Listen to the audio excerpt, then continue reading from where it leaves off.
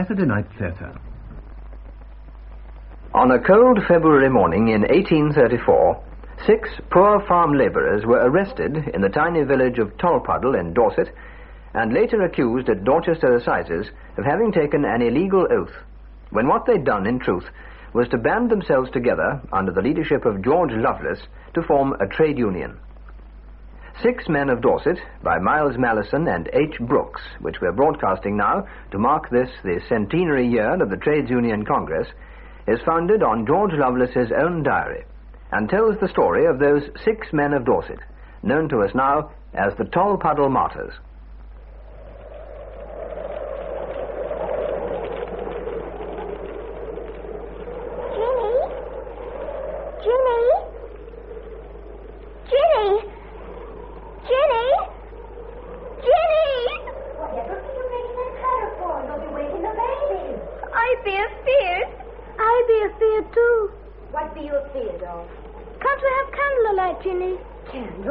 We only got one, and that's only a bit. And you know very well, Father, he won't have candlelit till he reads out of the book.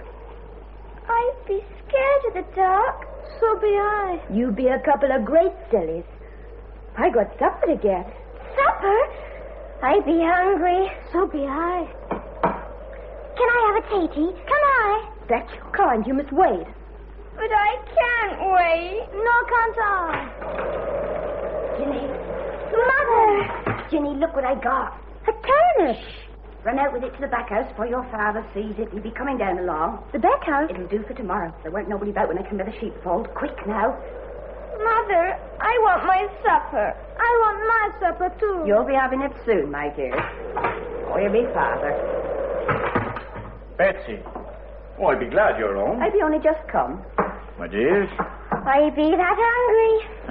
I'd be that hungry, too. Be you ready for your supper, George? A bit ready for me. Aye. Draw her up, then. Oh, 'tis little enough to stay their hunger, let alone ours, but 'tis all I can manage. Taters! There ain't many. Mine be a little uns. Quiet, children, quiet. For these and all thy mercies, may thy holy name be praised. Amen. Amen. Amen.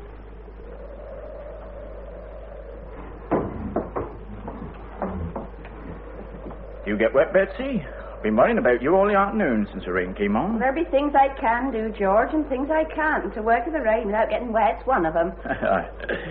It's cruel bad weather. That's fact. Ain't there no more? Not tonight, Nellie. But I want some more. You'd best get off to bed, you children, as soon as you finish. You can get in together, all of you. Maybe you'll keep warm and sleep and forget. Not till I've read from the book, Betsy. Well, that won't fill their bellies, George, not keep them warm. Bring me the book here now, Ginny. Now, what shall I read tonight, Betsy? I don't mind. Makes no odds. Well, maybe I'll go on from where I was reading last night. Luke. 11th chapter, it was. There it is. Remember?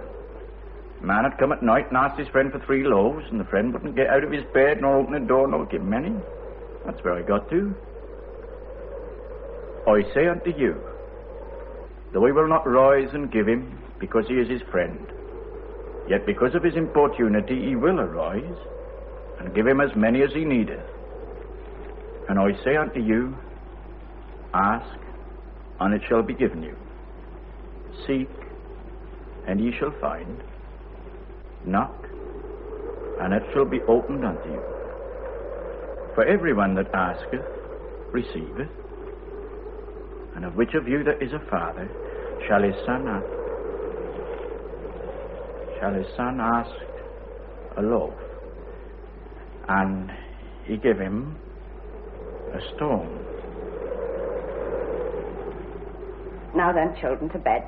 Say good night to your father. Jenny, my dear, put him to bed for me, and you'd best get in with him yourself. You'll be tired. I'll see about supper things. It feels dark. I can feel my way. Take my hand.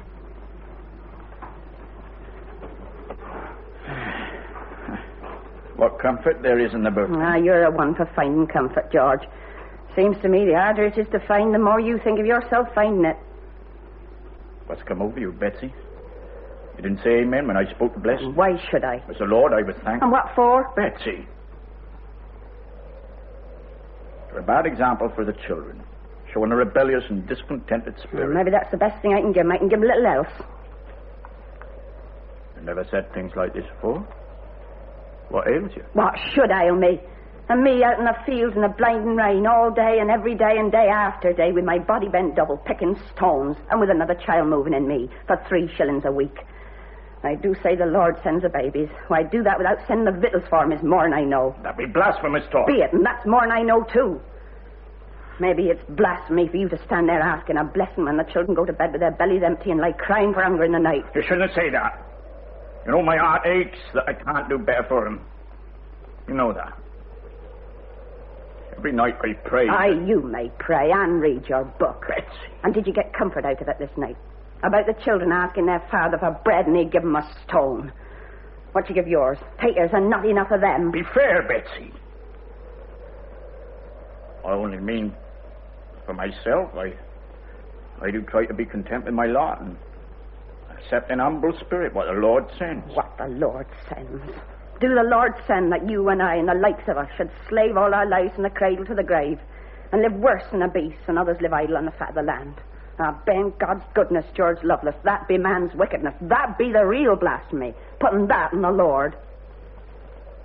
But Betsy, what can I do? Maybe nothing. But if you've got to take your part in it, that's not to be proud of. I sometimes think to myself, accepting it all, so humble and meek, you're as bad as your masters. I tell you, it first sickens me to hear you asking blessings and giving thanks.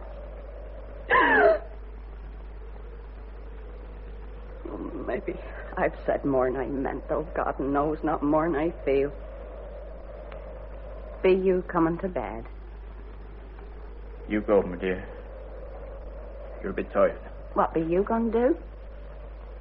Oh, I'm best alone. You've given me something to get on with. Be Brother James coming? Yes. And young Broyne, constable's lad. And James Hammett. Oh, he won't say much. Oh, but he's a good lad. And Edward Legg, and Susan. Legg? Oh, yes, he'll offset Susan. She'll be headstrong. Them 5. Yes. And Bob Dominic. I haven't asked him. No, but he got wind of it and asked himself. Oh. Well, that's bad. Why shouldn't he come? Well, Bob be a poacher. No fool. I don't like the thought of him coming here. Leastways, not tonight. Oh, there they be. Oh, no, it'd be Bob Dominic. Hello, Betsy. Well, George, you don't mind my coming in this evening, do you? Of course he don't, Bobby. Be glad to see you. He paid. But your George can never tell no lies. Leaves you to tell him, don't he, George? Well, maybe I thought we was going to talk about wouldn't interest you, seeing as you do no work. No work? I work all right, George. But for myself, seems more sense in it that way. Well, leastways, high wages or low makes little odds to you. Maybe you're right there. I reckon whatever wages you get, I'll always be better off, long as rabbits and partridges do grow in same field as turnips. Aye, Bob, but they're not yours to take, you know that, well as me. But I can never remember it. I be very absent-minded about something. But it's again the Lord, and I... George, none of that preaching for Bob. Nay, don't stop him. They do say he be the best preacher for 100 miles round. That's what I come for, a good sermon. I hadn't heard a fine, wrathful sermon since I were a lad, and I well remember the last. The preacher, he were a ploughman like yourself, George. He preached, the labourer is worthy of his hire. And I knew what he was getting.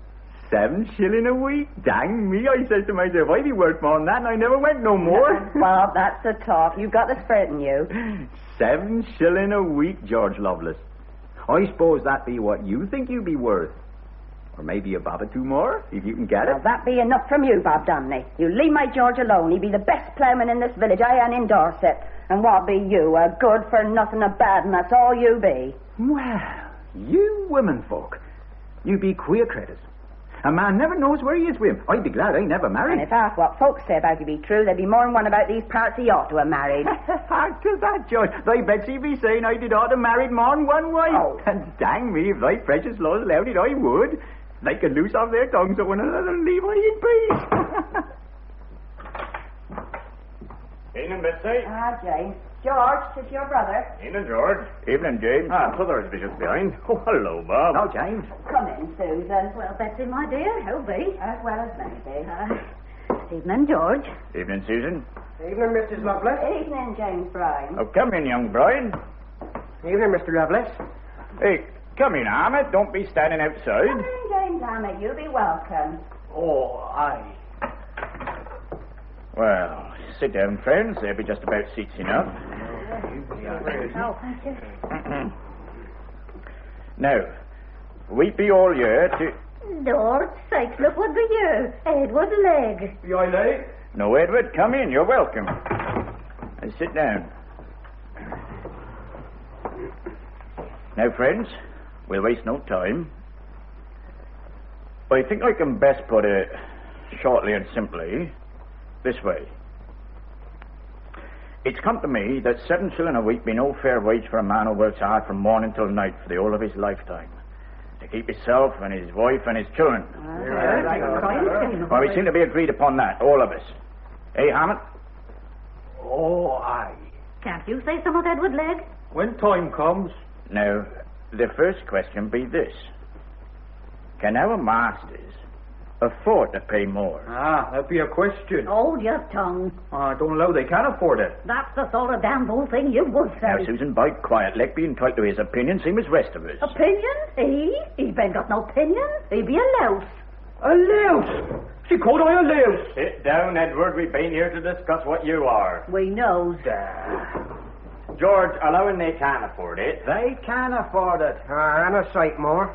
Hey, James? Oh, aye. Have you anything in your mind as to how to set about getting it, George? I think of naught else, day and night.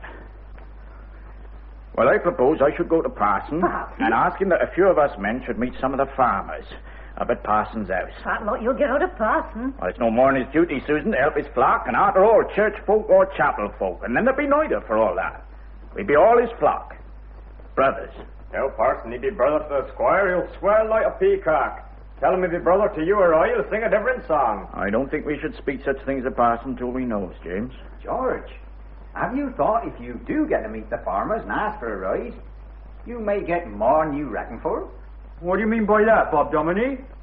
The sack. The sack. I thought of that, too. It'd be presumptuous, that's what it'd be. Presumptuous, asking for a rise. We ain't like squire, we ain't like farmers. We be poor folk. I'll not be hard, I know that, but we be born to it, look you. Edward Legg, if a worm was to stand upon its hind legs and open its mouth and let out words, it'd talk as you do talk. First I'd be a louse and a worm, because I wish I'd never count. You bet only Now, one. please, Susan, hard words between ourselves won't get us no further. Now, my own mind's made up. I shall go to Parson first thing in the morning and arrange, if may be, to meet the farmers. And ask for a rise. George, you be a godly man, but you ought to know better. It ain't safe to ask farmers. It'd be safer to ask the Lord. It's come to me, Edward. I'll ask the Lord for nothing. I'll not risk everything to get. That don't sound Christian to I. Praying for something and then trying for it. You might get it for yourself, but that don't give the Lord a chance to show what he can do. You be worse than any squealing rabbit I ever tapped, Edward Legg. No, a rabbit! George, will he stop it? Maybe I used to think like you, Legg. But I come to think that God works through men. And he looks to us to do our part. So there's nothing for it but to strive after a more decent living, not only for ourselves, but for all them that labours. It'd be a duty. You be a good man, George Loveless. Oh, I don't know about that, Susan, but I was never want to be happy escaping a duty, so my way's clear. Though I ask no man to follow me, all the same, I've written down some names of those that might come with me to meet farmers. There's Thomas Stanfield and his son John, and the rest be you. My brother James. I'm with you, George. James Broyd. Oh, yours, Mr. Lovelace. I'd be glad you wrote my name down. Good boy. James Hammett. Don't he go, James. Don't he go. You be warned in time. Well, Hammett, what do you say? I says, aye. I shall go and see Parson after work tomorrow. And if we get to meet farmers up at his house, maybe you'll let me lead off with a talk. I'll tell 'em we bean't asking for this rise as a favour out of their charity, but because it be ours by right. Now so, gentlemen, we're not asking you for charity. We be asking for no favours. We be asking for this rise in the name of justice and humanity. And right. Well, the fellow can talk. Well, Brad, what do you think of all that? Well, just that, Squire. Talk. He seems to think us farmers are in the business for our health. We got to live, same as you, Loveless. Aye, but you don't live same as us. And if we live same as you, who'll be paying your wages? If we paid more, there'd be no farms, and you'd get nothing. Then you might have something to grumble about. That's true enough, Mr. Bryant. That's true enough indeed. Of course it's true. Will you never get fellas like them to see it? Waste of breath. Well, Loveless, I'm enjoying this. Come on, man, you're not beaten yet. You must have an answer to that. I think you'll agree, gentlemen, that Dorset land be as good as any. Leastways as good as Hampshire land. And I'm not drinking with any man who doesn't agree to that. Dorset's the finest county in the kingdom, with the finest land. You're straight. And Dorset men at least as good as Hampshire men. Well, yes, I don't see why we shouldn't agree to that. And Dorset farmers at least as good as Hampshire farmers. Yeah, damn sight better. And Hampshire farmers can afford to pay their men 10 shillings a week. Warren, fill up a glass for him. No, thank you, sir. Thank you, not for me. I've been used to it. Well, I said my say. Perhaps Parson here, who was good enough to arrange this meeting, say a few words on our behalf. Me? Really, Loveless, I hardly think it's fair of you to ask me to interfere between masters and men. These gentlemen know their business far better than I do. After all, it's the spiritual welfare of my people I'm concerned with, much more than the material. You're, Doctor. You're very sound. You took the words out of my mouth, Bryant. Did I? Seems to me folks usually put words into your mouth. Parson, can I ask you a question? Well? Would you work for 7 shillings a week, from early morning till late at night, and as often as not go hungry and cold? And worse, see your wife and children go hungry and cold? Would you, Parson? I don't see what that's got to do with it.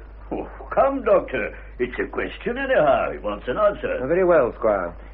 It seems to me perfectly clear that Stanfield and I lead our lives in entirely different stations. In our appointed stations. Appointed for us by one who is infinitely wiser than either of us. Who knows what is good for me and what is good for Stanfield? And, viewed in that light, the question appears to me, with all due respect to you, sir, as a piece of pointless insolence. That's so. That's so. That's what it is, insolence. No, I'm inclined to think it's more. The disrespect to myself I could overlook. But it goes deeper than that. It's a questioning of a social order which may not be perfect, because man is not perfect, but which is, in its main structure, divine. Now, that's what I call religion. Make short work of all this whining and shows it for what it is. Against religion. Downright wickedness. I didn't know you were a religious man, Dubbit. Well, I'm not one to parade my religion, Squire, but I know the value of it. That keeps these fellers in their place. And mind you, when all's said and done, they got precious little to complain of. Precious little to complain of? Steady, James. I won't steady, George. I ain't going to stand here and be told I get little to complain of. James Loveless? No. Let him go on. Let him go on. And I'd be going on and without asking your leave neither. Now, Louis, we do plough and sow the wheat for ye and reap it, and never a loaf of bread do we get our hands on. And we raise the cattle for ye and the sheep, and never a bite of good meat do we get our teeth into. And we do shear the wool and go on rags and sacken ourselves. We tend the chicken and ducks and geese and collect the eggs, and never a one for us. That's enough. Be quiet. You ought to be ashamed of yourself. I allow you men to come here as a special favor. You ought at least to show some gratitude. Well, what did you expect? Quite right, Bryant. Give their old case away. That's what he's done. They don't want an extra shilling or two. They want everything. They want the earth. And the earth do belong to us, much as to you. 'Tis us do tender. What about that, Duffy? Upon my word, you're getting as good as you give. I've no patience with them. And really, Squire, I've little patience with you. And what may you mean by that, Mr. Duffy? Encouraging him. And let me tell you, Mr. Duffy, that whether I choose to encourage him or not is no concern of yours. That's just where you're wrong, sir. It does concern all of us. We've all got to stick together. Haven't you got any memories, any of you? Less than a year ago, what happened? Mobs of these fellers, thousands of them, rioting, burning, and pillaging. Not only here in Dorset, but in Hampshire, Wiltshire, all over the country. And that's what you're asking for again, unless you keep 'em under where they belong. I tell you, give one each your hand now, and we'll all be murdered in our beds. I got something to say to that. Now, look at you. Quiet, boy, quiet. You leave this to me. Let me answer him. Mr. Duffy, sir, we can't let that pass. You know as well as I do. When there was all this rioting you speak of and Rick burning, I and my brother here were set to watch him. And would you have done that if we was rioters? And you know as well as I do, all of you gentlemen, how many men be turned off after harvest time? 20 a year in Tolpuddle. Good, steady men, too, with families dependent on them. Have you ever thought of the misery of such men? Have you ever tried to? Will they be law-abiding and know full well the penalty for breaking the law? Driven to rob a Swede, maybe, from the fields, or poach a rabbit just to stay the cravings of their own hunger, or to stop the crying of their children for food. Come, Loveless, you're not defending poaching and thieving. No, Squire, but I'd be telling you what makes poachers and thieves and rioters like what Mr. Duffy is afraid of. Afraid? Me afraid? Who said I were afraid? And you'd have little need to be if you do right by us. Oh, aye. There they are. Threats. Talk of their rights. Got from two boys. Well, you don't know what the country's coming to. Gentlemen, what could these poor men hope for, armed with sticks against your soldiery? What harm did they try for? Harm? Oh, they smashed up my new threshing machine. And burnt 2 of my ricks. And they're saying the length and the breadth of the country. And in the old length and breadth of the country, gentlemen, those thousands of workers desperate with hunger didn't take a single life or deal a single wound. There was no murder in their hearts. But at their sizes afterwards, hundreds of them were sentenced to death. And hundreds more taken from their families and transported overseas. I'm not defending what they did. But they was drove to it by low wages and no wages. Good men they were. Brave. Honest. And patient and enduring beyond belief. I know them, gentlemen. There was men that I'd worked beside in the field since we was boys that swung up in the gallows. There are women down in the village now on the parish with naught to do for the rest of their lives but wonder what be happening to their men who are living out their lives as criminals t'other side the world. Come on, Brian. Bring it down and then cough up that 10 shillings. Well, that's all very well with you, Squire. Well, look here. If we raise their wages, will you reduce our rent? Don't be a fool, Duffy. But if you don't raise the wages, I'm raising the rents. You're not serious, Squire. I am. Duffy here, rather forgetting himself, suggests that I'm encouraging the men. Well, maybe. But I know what I'm about. I know which side my bread's buttered. And it's to my advantage that you farmers should pay your hands enough to keep the countryside safe for your betters. And that's flat. Yes, but Squire... Now, Brian, I know what you're getting for your wheat. And you're buying fresh land every year. Don't you talk to me about not being able to afford it. Well, it ain't a question of being able to afford it. It's the principle of the thing. Of course, there's a lot in what Squire says. Thank you, Case. Well, no offense, Squire. And I can afford the 10 shillings if Brian can. Oh, better than you, Case. No man's going to say to me I can't afford what they can. You've got your rise, Loveless. We've much to thank you for, Squire. Well, now that's all fixed up so pleasantly, I think perhaps you men ought to be getting home. Well, Loveless? There's one thing, Parson. It's usual, surely, to have agreements like this put on paper and signed. Well, I'm damned. Are you implying, Loveless, that you don't trust these gentlemen to keep their word? And if they do mean to, where's the harm in writing it down? No, Loveless, nothing on paper. That's going too far. I agree. Quite unnecessary. Who do they think they are? That's what I want to know. You know very well, Duffy, if I'd promised to reduce your rents, you'd want it on paper. And that I would. But you're different, Squire. And what may you mean by that, Mr. Duffy? Now, look here, Loveless. Frankly, I think you're presuming too much on our good nature, and it's time you went. After all, I've been a witness here tonight of what's passed, and if you'll go quietly now, you shall receive as much for your labor as any men in this or any other district. And if your masters should go back on their plighted word, I'll undertake to see you right. So help me God. Oh, you say, Parson. Dr. Warren. In my own way, I too am a servant of the Lord.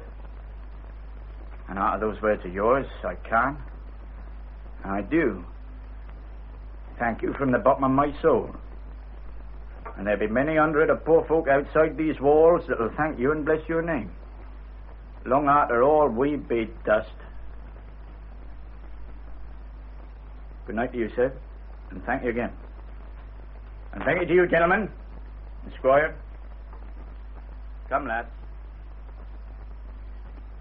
In this very room in my cottage is where Mr. Cobb, 2 years ago, we decided to ask for a rise. And a few nights after that, we met 3 of the farmers up at Parsons. I understand they kept their promise and your wages went up to 10 shillings. No, never. To 9 they went. And that only for a few months. And then to 8. So we went to neighbouring magistrate to ask his advice. And we was told we must work for whatever our employers thought fit to give us. And very soon after that, the wages went back again to 7. And now there's talk of them going to 6. So I thought it was about time to send a letter to you gentlemen in London. I'm very glad you did. Well, we'd heard tell of this grand you must forgive me, gentlemen, it's got such a longish name, I never could get my tongue to it first time. The Grand National Consolidated Trades Union. Aye, so that's it. So we thought perhaps you might help us, for we seem to have put our hands to the plough, as you might say, and it don't seem right now to turn back. Well, as soon as your letter reached us, a meeting was called, and young Harry Brown here and myself were delegated to come down and see you. I wonder how much you gentlemen who live right away in London know of the things that go on in these parts. Well, we get to know all we can. What are the things I could tell you? Yes? Go on, Mrs. Loveless.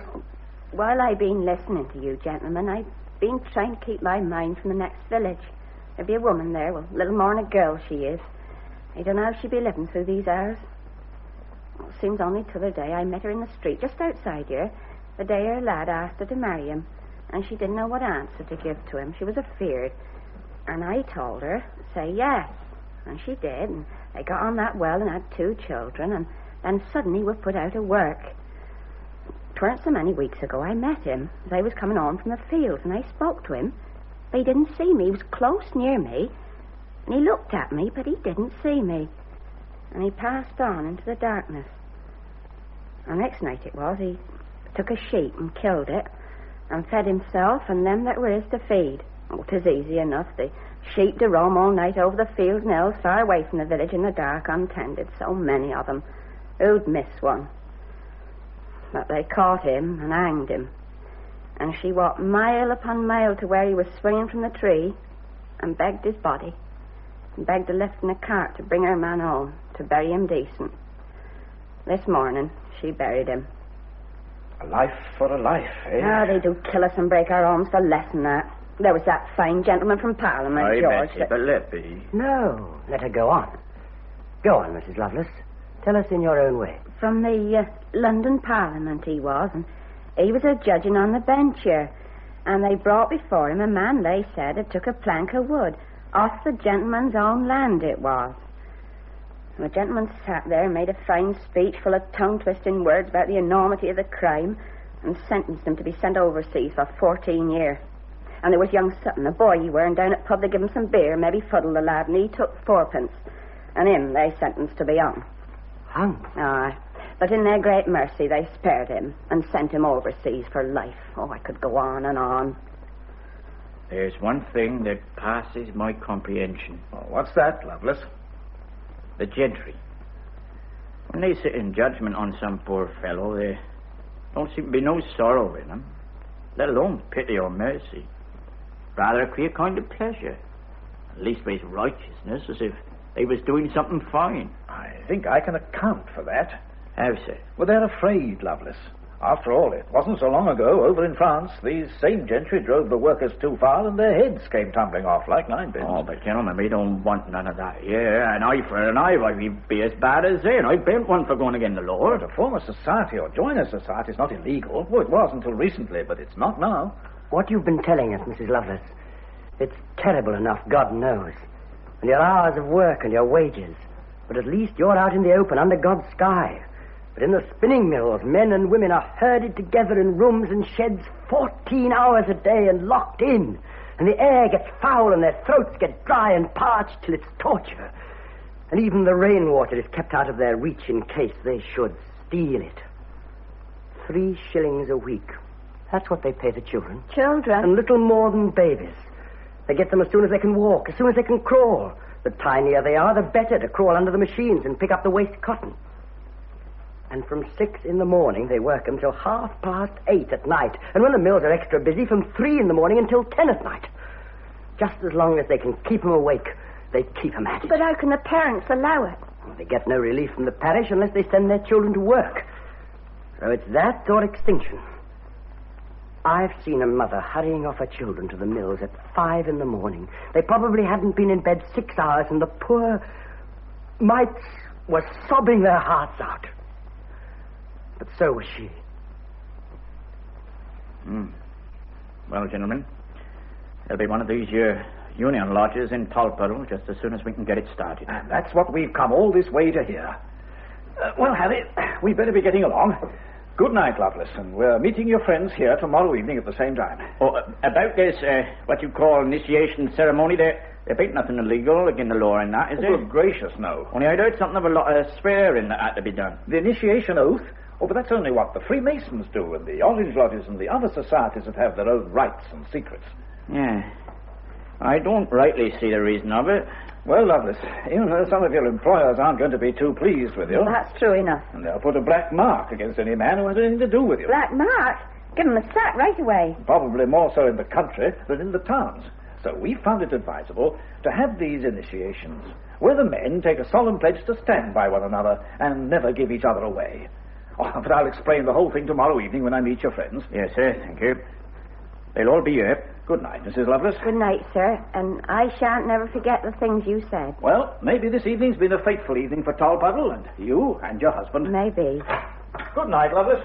Good night, sir. A union lodge in Tolpuddle. That'd be good talk. And we got to make it more than talk, Betsy. Oh, George, I'd be so proud of thee. I do love thee. Betsy? I've so much to be thankful for. Well, I got you. There'll be happiness deep in me all the time. I couldn't live without thee, George. I couldn't. Betsy, lass, you'll never have to. You know, 'tis the same with me. I couldn't live without you. And now, Edward Legg, hold the Bible, kneel and swear. Say the words after me as I say them. I, Edward Legg, do voluntarily declare that I will persevere in endeavouring to support a brotherhood known by the name of the Friendly Society of Agricultural Labourers. And I call upon God to witness this, my most solemn declaration. That neither rewards, punishments, nor even death itself shall ever induce me to give any information respecting anything contained in this lodge. Amen. Amen. Kiss the book. Rise and stand.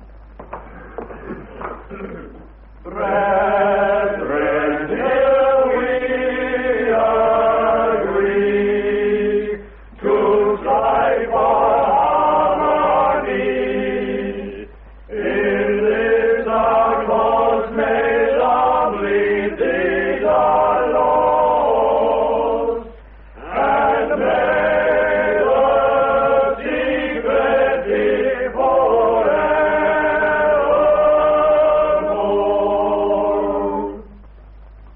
I declare this lodge to be duly closed, and so it is.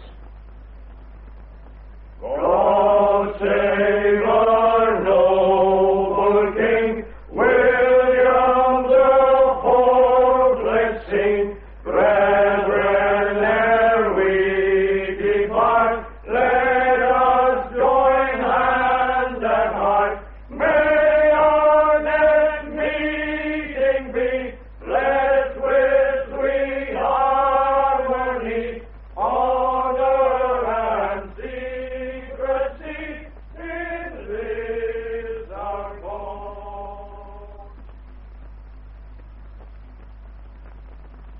Well, Dr. Warren, there's the poster.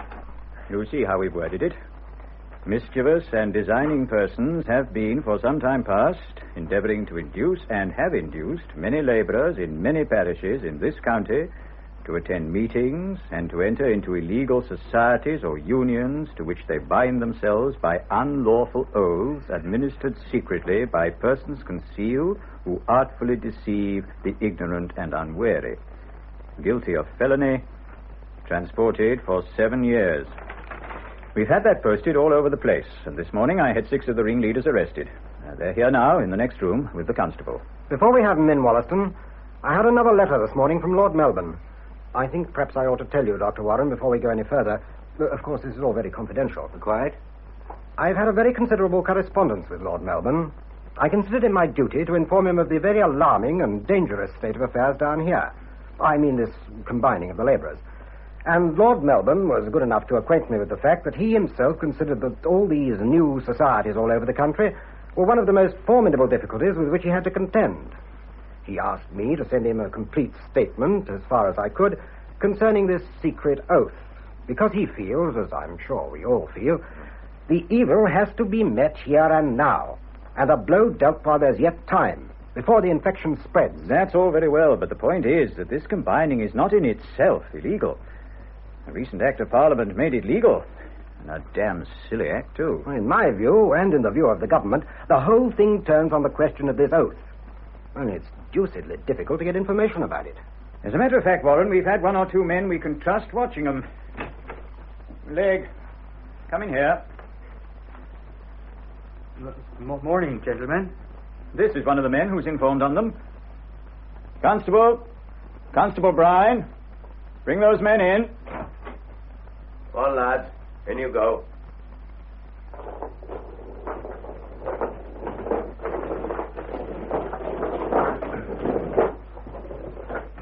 Well, Constable, you arrested these men this morning? Yes, sir. Any trouble? No, sir. I went first to George Loveless's house, and I said to him, George Loveless, I've a warrant from the magistrate for your arrest. And what did he say? He asked what was in the warrant. And what did you say? I told him to take and read it for himself. You be a scholar, I said, George, more than I be. And when he'd read it? Well, he gave it back, and I said, be you willing to go to the magistrate with me? And what was his answer to that? Well, he said he'd come with me to any place wherever I wished. So I took him along with me and arrested t'other 5. And here they be. And no trouble with any of them? No, sir. George Loveless, he told them all to come quiet. He told them they hadn't done naught to be ashamed of, and they hadn't broke no law. And they'd be back again in their homes by the evening. Did he? I shall be sorry to disappoint him. Leg, are you prepared to swear that these are the men who were present at the meeting at George Loveless's cottage when you were compelled to take this oath? Yes, sir. These 6? Yes, sir. And as far as you know, no others? Mr. Wollaston, sir. Well, that being correct. We needn't go into that now. You'll have plenty of opportunity. But this being justice. You'll get justice, all right. James Hammett, boy, speak up for yourself. You weren't there when Leg was. Maybe I weren't, but I'm with you all the same. I wouldn't be nowhere else but here. But, boy, you speak... Let be, Mr. Loveless. Constable, take those irons off his wrist.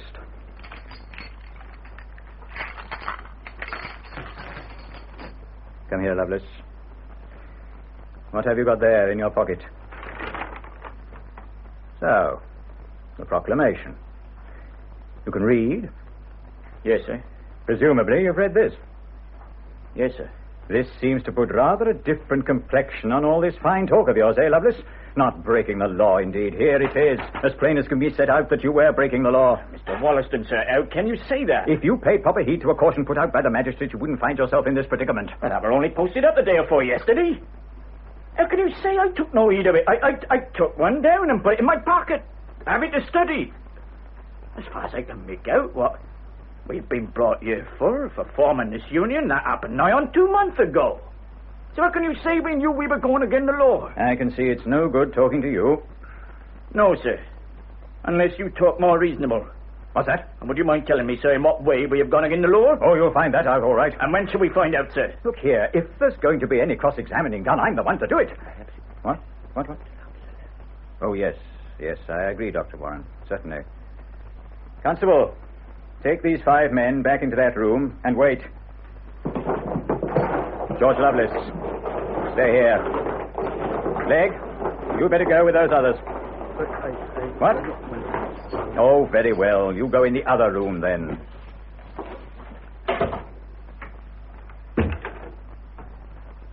Well, Loveless, we don't want to be hard on you. We're sorry to see a man of your quality in a situation like this. And we want to give you another chance.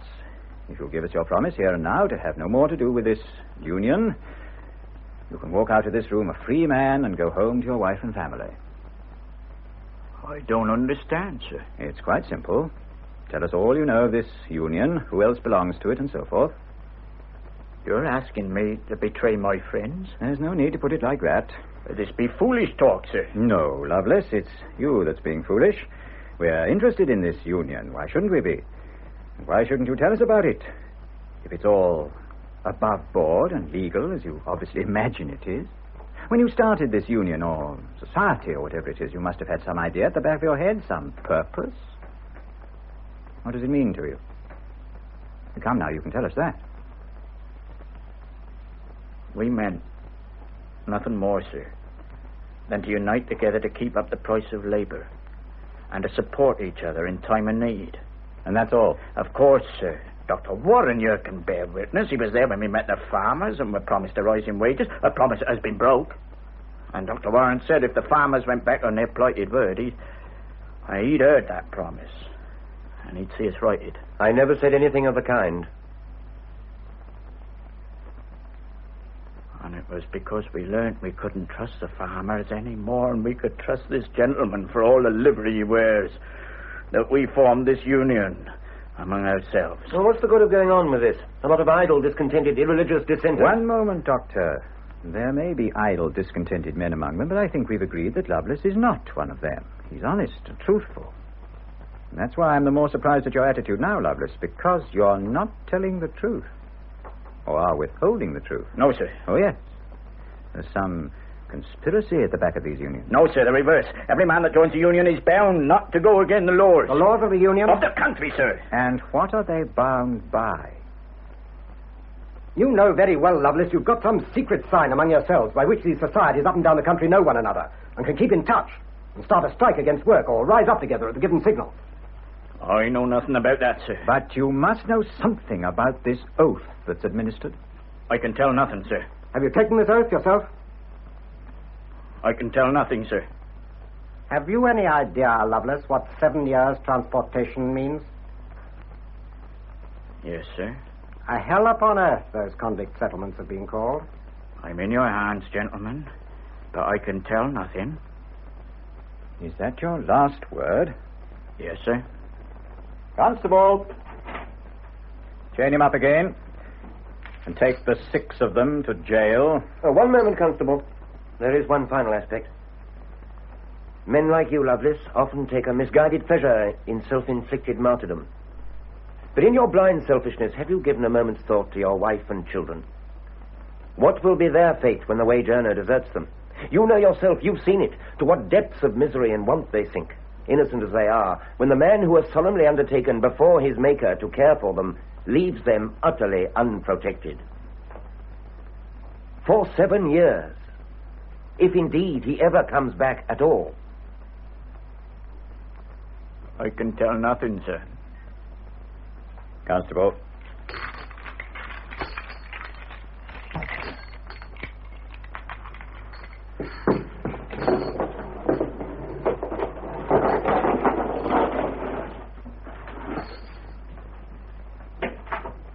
Well, I'm inclined to think it's all turning out for the best. That man has a large following in these parts. A jury might acquit him. The jury will be very carefully chosen, Dr. Warren. We've got him.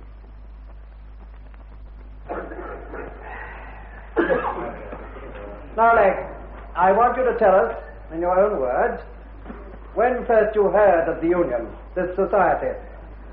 I saw young Brian and James Ammett one evening. And where? In the street. I was in my house, and they called me and said they wanted me. And what then? They asked if I'd go with them to Tolpuddle. And what did you say? Well, I asked what for. And what did they say to that? They said they wanted to see how many they could get together. how many they could get together. Yes. Did you ask any other questions? Any details? Well, I asked whether there was going to be any swearing. What did you ask that for? Well, I heard there was a lot of swearing going on. What do you mean by swearing? Well, swearing. You don't mean bad language. You mean the swearing of oaths. Yes, sir. Yes. All right, go on. You asked them straight out if they intended to make you take an oath. Is that what you mean? Yes, sir. So you went along with them towards Tolpuddle? Yes, sir. And when you reached Tolpuddle, where did you go? To George Loveless's. And what happened then?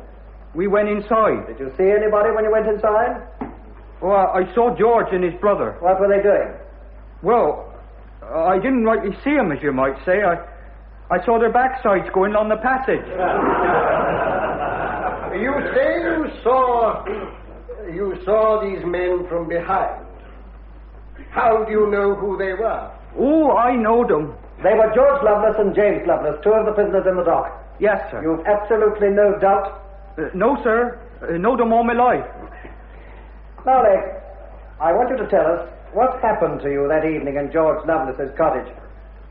I was took into a room, and then young Stanfield, he comes up to me and asks if I'm ready. Ready for what? Ah, that's it. I didn't know. Then what did you say? I says yes. And then he took me by the arm, he did, and led me along a passage till we was standing outside a door. And then I was took inside. And somebody seemed to be reading a piece from a book, though I don't know what it was all about. Who was in the room? Those six. No one else? No, sir. But you'd swear to those six? Yes, sir. Then what happened? George Loveless, he put a little book into me hand. Yes? And said I was to kneel down. Yes? And said I was to repeat words after him. And I did. Do you remember any of the words you were told to repeat? Well, can't say as I do. I don't rightly know what they were all about. Do you remember whether there was anything about promising to keep what you were saying and doing a secret? Yes, sir. There was that. You spoke of having a little book put in your hand to hold. Can you tell us more about the book? At the end, George said I were to kiss it. This book, was it the Bible? Looked like it. Come, surely if it was a Bible, you'd know it was a Bible, wouldn't you? Yes, sir. Well, answer the question. Was it the Bible? Yes, sir. And after this ceremony, or whatever it was anything said among yourselves? Yes, sir. They said I was to pay a shilling. A shilling? That's a lot of money for you. A terrible lot. And a penny a week afterwards. And did they tell you why you had to pay it? To support other men when they were standing out of work. Was anything said about stopping work? Striking? Yes, sir. They said we were as brothers. And when we were to stop work, we shouldn't have to tell our masters ourselves, but that our masters would have a letter sent them. Thank you. You were told to court, Legg, that one of the prisoners in the dock asked you to repeat certain sentences after him. Yes, sir. And you told the court that you don't remember what those sentences were. No, sir. Can you repeat here now anything at all of what you repeated then? No, sir. In fact, you can't remember one single word. No, sir. Now, Legg, I want you to look across at those men facing you in the dock. You told my learned friend that you've known them all your life. Yes, sir. You've grown up with them, played with them as boys, worked with them as men. Is that so? Yes, sir. Have you ever heard a single word against any of them? Can't say as I have. You can't say that you have. You'd like to be able to, but you can't. But in fact, they were your friends, your very good friends. Yes, sir. Yes. Yet you go to the house of one of them, the house of one of your oldest friends, and immediately you rush off and tell some story. Oh, vague, rambling, uncertain story, it's true, but with one object, of getting your fellow workers into trouble. And what is your answer to that? I must say, I'm not surprised you can't find one. You understood that there was to be no swearing. You were tricked into taking what you believed to be an oath, and you considered that you had a duty that transcended friendship. Yes, sir. That'll do. You can stand down. Any further witnesses? No, my lord. That closes the case for prosecution. Gentlemen of the jury, the first point that it is my duty to make perfectly and absolutely clear in all your minds is that these 6 men who stand before you as prisoners in the dock stand there indicted under an Act of Parliament passed in the reign of His Majesty King George III in 1797, nearly half a century ago. It was an act which dealt with certain evilly disposed persons who were at that time seeking to seduce considerable danger. But I want to put it before you that it is a gross mishandling of fact to pretend that those 6 men are in any way the evilly disposed persons against whom this measure was designed. Indeed, gentlemen, here in this court today, for everyone who has any knowledge of his fellow men, the very opposite has been proved. These men are respectable, honest, hard-working, labouring men. And witnesses, mind you, brought here and put into that box not by the defence, but by the prosecution. You've heard their employers, the farmers, for whom they worked, brought here to give information against them, who had to admit on oath that these men, the prisoners, were the best men they'd ever had on their farms. And apart from this alleged crime of forming a union, there was absolutely nothing against them. Try as they might, the prosecution have not been able to blacken the character of one of those men in one single detail. And when all's said, what have they done? They have formed among themselves what is no more or less than an agricultural friendly society. A society to provide a fund out of their own wages for mutual succour in their hours of need. It is past my comprehension that the forming of such a society can by any stretch of imagination be deemed a mutinous or seditious act. I will go further. I will suggest, so far from being evilly disposed, they have acted as you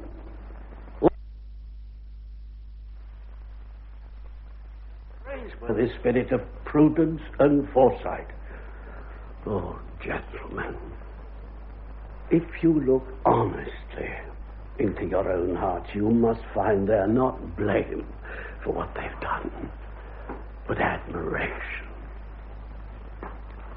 Now, before I resume my seat, one final word as to this oath to which the prosecution attached supreme importance. Now, even supposing that this Act of 1797 has any bearing on this case at all, which I most emphatically deny, but even so, that Act requires that the administering of an illegal oath should be explicitly proved.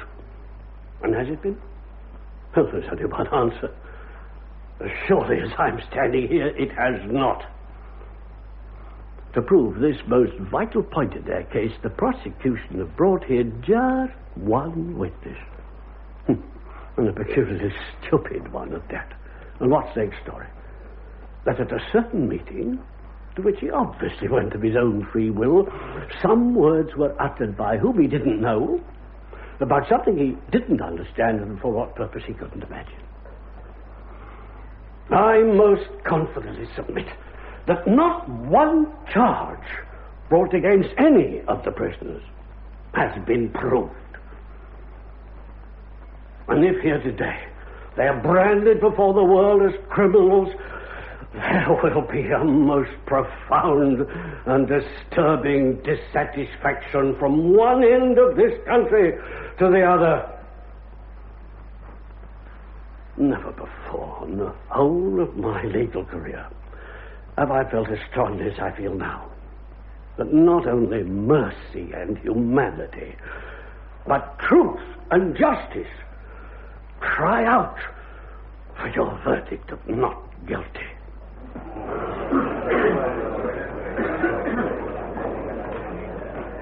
You have heard a good deal during this case of the Unlawful Oaths Act of 1797, the Act of Parliament under which the indictment against the prisoners has been framed. And the counsel for defence, in his very able handling of the case, quoted certain portions of this act that dealt particularly with cases of mutiny and sedition. But there is more to be said than that. You must bear in mind, and this is a vitally important point, that this statute extends to all societies the objects of which are illegal. So that if you consider that you have had proper evidence that some person or persons administered an oath to bind to secrecy for an illegal purpose, there is no doubt or question but that such an oath comes within the Act, even though there may be no evidence to satisfy you that it is connected with a seditious purpose. That is all I have to say. I need hardly remind you that the case and your verdict is of far-reaching import. That such societies do exist is common knowledge.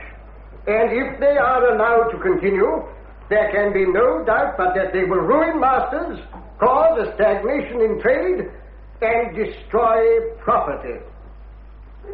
Gentlemen, you will consider your verdict.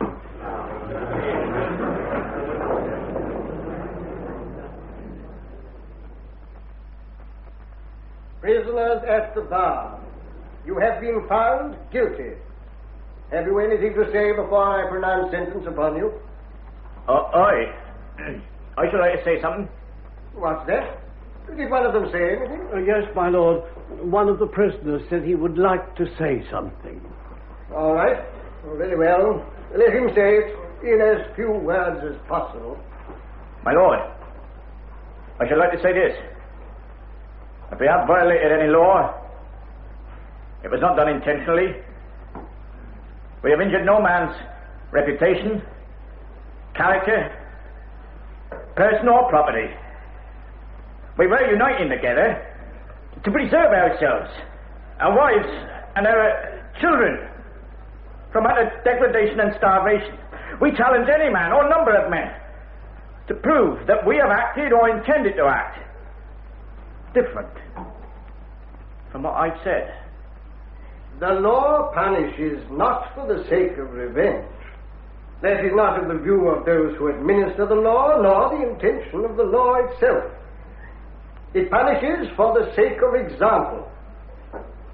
Having deliberated well and seriously upon all that has been said on your behalf, having deliberated well and seriously as to what is my own duty, I feel I have no discretion, but that I am bound to pronounce the sentence of the law which the Act of Parliament has provided.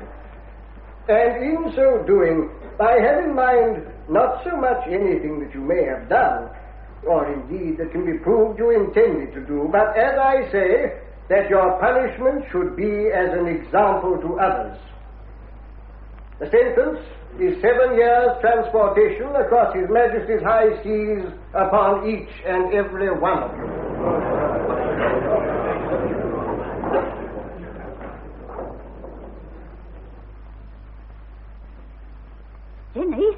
Jenny? So, Susan? Are your mother back? No. I just gave Nellie and little Georgie their supper and put them to bed. Oh, the London coach be just gone through. And who do you think got down off it? One of those gentlemen what come down here afore and persuaded your father and told him there wasn't no harm in it. Be he coming here? Where else? Here he come. Oh, and there'll be 2 others with him. The one that told Father there were no harm in it? Ah, If Mother come in when he be here. Good day. May we come in? Are you one of the family? I be a neighbour. This be Jenny, their eldest. How do you do? Is your mother in? Mother be in the fields working. What be you come for? Why, to see your mother. Are you sure it wasn't to see my father? He been here. Didn't you know? Jenny? Ah, Mrs. Loveless. Yes? You remember me? Oh, yes. I remember you very well. I hope you will find it in your heart to forgive me. When you were here before, you only said things you thought was true. As far as I can see, they was true. Can you, I have to forgive. That's very generous of you. I think I'd be more to blame for where he is now than anyone. Only maybe he'd done what he'd done without neither you nor me. Mrs. Loveless, these are two gentlemen who want to do what they can to help you. Mr. Walkley and Mr. Owen. Mr. Robert Owen. This is a great honor. I'm proud to meet you. Very proud. Have you had any news of your husband? Well, they've took him. He's gone. He been here. That's all I know. I've heard nothing except... Ginny, you best be going up to Nellie and little Georgie. But, Mother... It'll be easier for me with these gentlemen with you away. Yes, Mother. If you want. No. Nothing except he were ill. They must have treated him terrible hard. Not necessarily. I never knowed him to have a day's illness. He to be bad and me not by. When he were better, they took him to Portsmouth. I had a word about him from there, from the clerk of the prison that went with him to guard him. He were a good man. He came and told me. 'Twas when he was being took through Salisbury. And the clerk of the prison said to him, "Will I take off the irons from your legs through the town, lest the rattling of the chains cause people to turn and stare?" "You'll put 'em on again after we're out of the town?" asked my George. "I'll have to," says the clerk. "And let 'em stay," says my George. "The shame of these things isn't mine, but 'tis to those that caused them to be put upon me." Oh, that was fine. Aye, they'll not break his spirit, not my George's. And if he be keeping his spirit up, it's best I should. We was always as one. But I hadn't had no word from him. Not from him himself. He'd be out of reach. It'd be queer standing here and saying he'd be out of reach. And there be his coat on the wall there. Who be that? Susan, see who it be. This is George Loveless, Livia. Oh, thank you. A letter, Betsy. From George. Be it from George? Aye.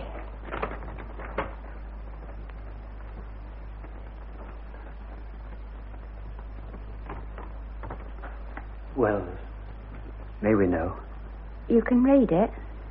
If you want. Take it, sir. Good God. Written from the ship. Ever been on a convict ship, Walker? No, but I can imagine what it's like. Indeed you can't. Listen to this. Depend upon it, all will work together for good, and we shall yet rejoice together.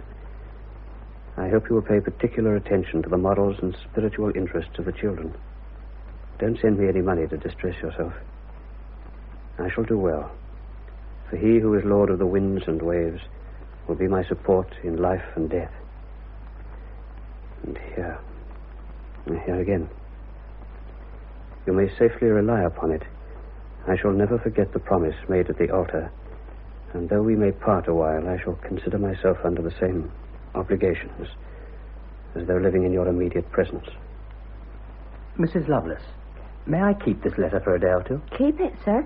You see, Mrs. Loveless, I'm speaking in the House tomorrow evening. Yes, sir. Whose house, sir? The House of Commons, Parliament. And if you'd allow me to have this letter and perhaps read some of it... Would you have it read out, sir, for all to hear? It were to me, sir, his last words to me. I appreciate that. But you see, Mrs. Loveless, the government and their supporters everywhere are doing everything they can to spread the impression that your husband and his friends were, well, a bad lot. Poachers, smugglers, rioters, thieves. Them, rioters. My George, a thief. And if I could have this in my hand when I was on my feet in the house, it would be a very great help to us and to him. If it'd be a help to George, sir. I can? Of course, sir. Thank you. It were written on the ship. Yes. He be gone now. Yes. How long do it take to get to the side of the world? About 12 weeks or so. Susan, will you thank the gentleman and tell him would they go now? Gentlemen. Mrs. Loveless, we have arranged that you and your children should be well looked after while your husband is away.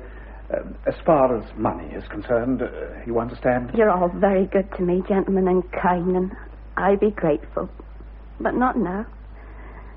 It don't seem as though I could listen. Good night, Mom.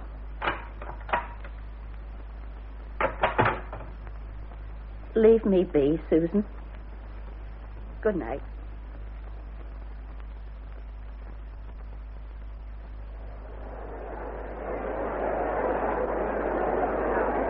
I don't think I've ever seen a crowd like this in London before. Certainly not here in the Tottenham Court Road.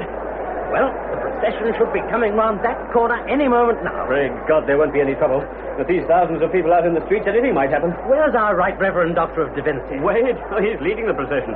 But he said he'd leave them at Russell Square, cut round behind the British Museum, and join us here. Well, this way. Come along. And Mr. Owen? Mrs. Loveless. Come, here's Mrs. Loveless. Oh, I'm so glad you're here, and only just in time. Well, any further news of him? Nothing, sir. But Sarah had a letter from James, his brother. Close the window. Yes? 14 weeks on the sea they was. Oh, were a terrible letter.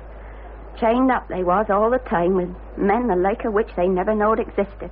More like beasts than men, and treated worse than any beast. The old time they was on that ship, the old 14 weeks, they wasn't able to stretch themselves out and lay down.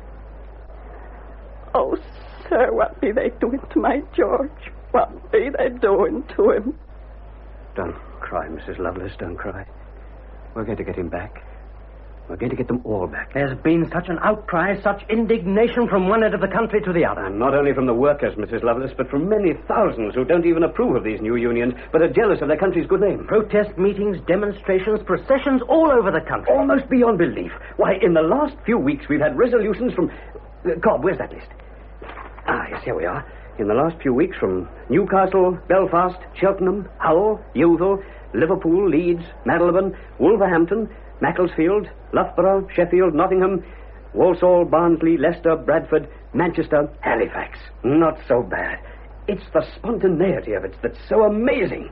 Not meetings of a few hundred, but thousands, tens of thousands. And today is our crowning effort. You saw the crowds as you came along. I didn't know there were so many people in the world. A great procession formed up this morning in Copenhagen Fields, right the other side of London, behind King's Cross. And they're marching now to Whitehall to deliver an enormous petition for a free pardon to the Home Secretary, to be presented to the King himself. The Reverend Wade's here. He's just come in. The procession's just round the corner. He's been at the head of it on a horse, in his full rig-out. By God, that parson's a great man. Here he is. Well, Wade, how are things going? Going? Magnificent. Magnificent. Beyond all expectation. What a day. Our people began to collect and form up as arranged in perfect order at 7 o'clock this morning. They're marching now, a few moments off, 100,000 strong. Owen, old friend, 250,000 have signed the petition. We've had to put it on a cart and have it pulled along. The household troops are out, 2 detachments of lancers, 2 of dragoons, 8 battalions of foot, and 29 cannon. And they swore in 5,000 special constables this morning. The city's like an armed camp. Is there going to be trouble? Trouble? Trouble. There's going to be trouble in the minds and consciences of the cabinet and nowhere else. Why, when we started, our own people themselves tried to stop the crowds who are lining the streets and the housetops all the way along from cheering. They know what they're here for. They know what it means that today should pass without any disorder, and they're determined, every man jack of them. God, this is a day to lift one's spirits and give one hope in mankind. Oh, Wade. Wade, this is Mrs. George Loveless. Mrs. Loveless? Oh, but I'm proud to meet you. Proud.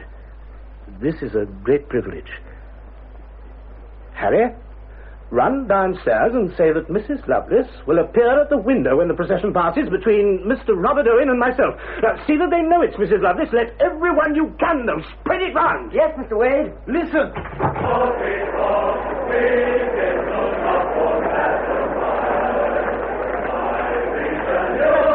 George's words. Yes, Mrs. Loveless. They're here. They become a kind of anthem for the worker. Please, Mrs. Loveless, you must show yourself.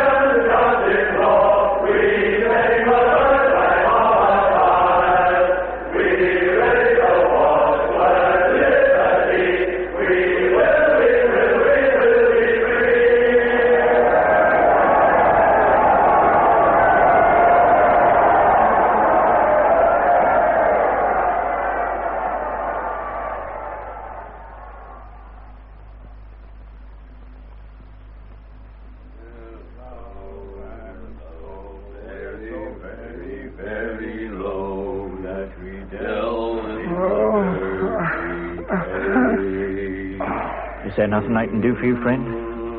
I'm not like you. I'm not used to a hard life. I was brought up in comfort. I can't stand it. If I had the courage, I'd kill myself. If I had the strength, I'd kill that overseer. Then they'd hang me and I'd be out of it. Why don't you? Then you have, and we might get a better one. Yeah, you're right there. What do you get you a flogging for? Well, when they sent me out here to Van Diemen's Land, I made up my mind to work myself to the bone for them. Do everything to please them. But there's no pleasing that overseer. The more work I do, the more he gives me. Till I can't move, let alone work. And half starved. Starved? Look at him. Why don't you go out one night and catch a stray dog or a cat and cook it? Well, like the rest of us, eh? And then, when I'd worked desperately from the time I got up till night, he said I'd done nothing. And he'd get me a flogging in the morning. I'd seen that, so I ran away. I got out into the bush. 4 days I was, lost. And when I came upon some people, I gave myself up, and they brought me back here. And they strapped me, and tied me up to the triangle, and lashed me. 50. You ever been flogged? No. How long you been here? Nigh 2 years.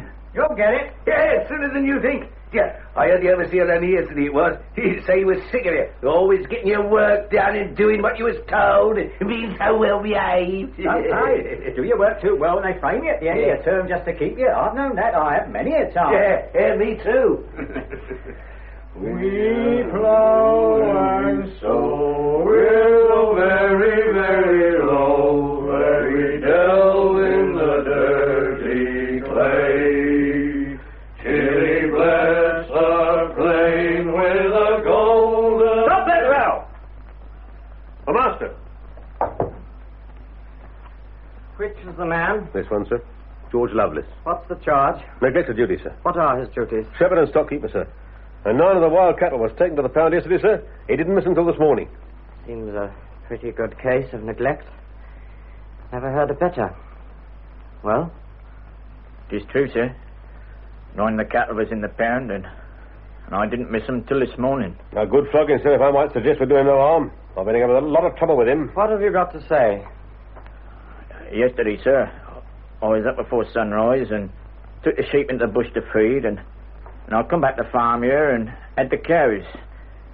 10 of them, the milk, and as many calves to suckle, and then I had to go after the sheep again, sir. There'd be a lot of dogs about just now, sir, and they get among them and worry them, and I was weaning some lambs, and the ewes were that restless, I didn't like to leave them. And it was night and dark before I had time to see about the cattle. That's how I came not to miss some of them, sir. Is what this man is saying true? Well, come on, man, you must know. The sheep and the cows and the cattle, are they all in his... Before he put his head in and they said your name, what do you think I was doing? Found myself looking at your name in the paper. My name? That's right. And what paper is it? This one, what I was reading. But what paper is it? It's a London paper, the London Dispatch. The master has them sent out. He gave me some to read. Here it is. George Loveless, in print, in the paper. Just when they come in, I saw it. I ain't read what it says. See, there. I'll get you now. I've been waiting for weeks. I'll get you. And what's more, before the day's out, I'll have you screaming for mercy. I'll show you. Can you read? Read? What do you mean, read? Understand what's written down? What do you take me for? You can? Of course I can. Well, read that then. What's all this about? You've read it? I can read, I tell you, but not this stuff. Then I read it to you. This be a London paper. And last night... I didn't come here to read it to. I warn you, it'd be best for you. Now you listen. Warn me? Aye. Last night in Parliament, Lord John Russell gave notice that orders had already been forwarded to the colonies concerned that the Dorchester labourers were not only to be set at liberty, but also to be sent back to England free of expense and with every necessary comfort. Here, where you going? To Hobart Town. A night's walk, but I'll see the governor in the morning. The governor? It be dated March. And this be September. The order must have been here weeks. Come in. How do, Mrs. Loveless? How do, Robin? You'll stay and have a bite of something to eat. Oh, I can't stay, Mrs. Loveless, thank you. I promised to get back to the farm to help Father. It's a long way to come, just look in for a few minutes. It's been here all afternoon, Mother. Oh, I see. Well, you'll not go before you've seen George. He'll want to see you. He's out sitting in his chair down the orchard. Sit you down, don't mind me. I'll just put these clothes in the bedroom. She don't look as... Oh, what your mother must have been through. Here she comes back. Quiet, Robin. How can I keep quiet? Oh, Robin, please. Oh, upon my word, what's the matter with you two? Lost your tongue, Robin? Oh, bless the boy, you look as if you'd seen a ghost. Mrs. Loveless, Nellie's told me. Told you what? Why, about Mr. Loveless and him being taken and tried and sent over the seas. You're not angry, Mother? No. But I don't know what your father will say. Her knocked me all of a heap. We've known Mr. Loveless all these years. Here's a kind man and a good man, always ready to help a neighbour. I and a learned man with his books. But now... And what now? I know it's silly of me. Now I know. I feel I want to go to him out in the orchard and kneel down. Oh, maybe it's silly. And maybe it's not. Anyway, if you feel like that, I'm glad Nellie told you, so there. But, Mrs. Loveless, what I can't make out is why you've never told anybody. Oh, there's no great mystery to it. When they got back, they was made a great fuss of by their own people. When they landed in Exeter and again at Tolpuddle. But not by the masters. They had no love for 'em, nor no work. So some of the good folk that had worked all the time for bringing him back subscribed some money so we could come out here. Right away out here to Canada. Canada. Who'd have thought in the old days I'd ever seen Canada? And out here, for the sake of the children, George said we'd say nothing, and we never have. It must have been dreadful for you, Mrs. Loveless, when they took him. Ah, lad, I can't tell you about that. I call it to mind sometimes, but it's as if it happened to someone else. Nellie's told me up to the time when he saw it in the newspaper about him having a pardon and the paper was near a year old. What did he do then? Then he fought his way right to the governor of the island, he did. And what did the governor do? Oh, made a lot of excuses. They all did, so they didn't know where to find the men, but they knewed right enough. They didn't want to send them back and didn't mean to. But George, he'd written to the papers about it out there, so it all come out, and they had to send him back, him and the others. I couldn't beat my George. The part I liked best was when they took you to London and you heard all them people singing the piece that he wrote. Now you know, I'll show you something. There. That's the piece, that's the poem, just as he wrote it, on that piece of paper, after the trial while he was waiting to be took away.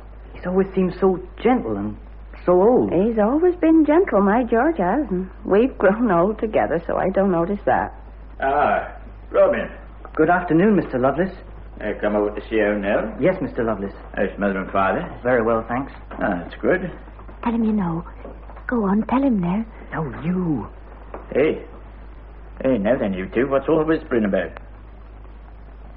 George, Nellie's been and told Robin about Tolpuddle and the Union and everything.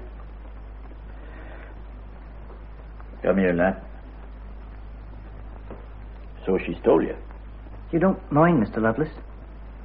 Well, she's told you, so maybe it's a bit late, minded. Mr. Loveless, I give you my word, my solemn word as one of the family. It shan't go no further. Yeah, good. Hey? No, I know. You'll tell me more about it. I mean, all you've been through. Well, I don't know as I'm over fond of talking about it. They're all like that.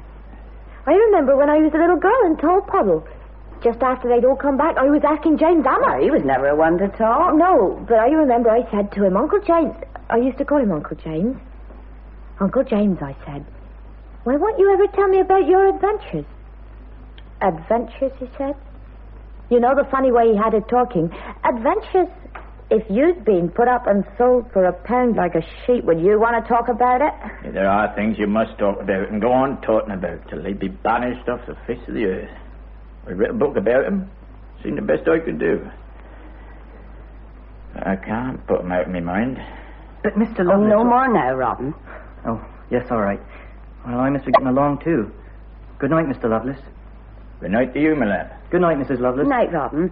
Will you walk a piece of the way now? Do you want me, Mother? No, my dear, you go along with him. Don't take her too far, Robin. No, Mrs. Loveless. And if she should come too far, I'll walk back with her. Oh, get along with you.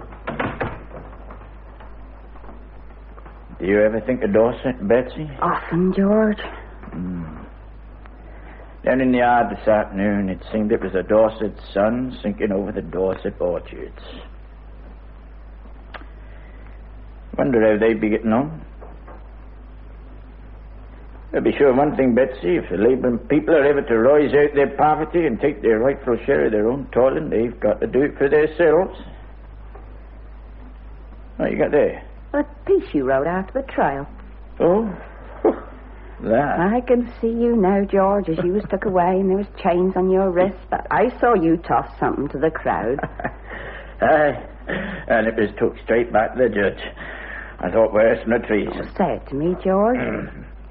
There, now, if I haven't forgot how it begins. Read me out the first line. I can't. Why not? Not without my spectacles. Oh, where are they? I lost them. Well, what's good of you having spectacles if you keep losing them? You read it. Can't. Why not? Why not without my spectacles? Where are they? I don't know. Well, you lost them as well as your own, and if that's what you've done. That I haven't. Here you are. God is our guide. No swords we draw. We kindle not war's battle fires. By reason, union, justice, law, we claim the birthright of our sires. We raise the watchword, liberty. We will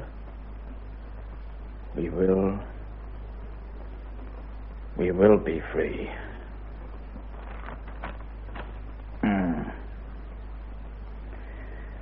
What we did was right, Betsy. I know that. That's something. But I'd be tired. Now it's for them that come after.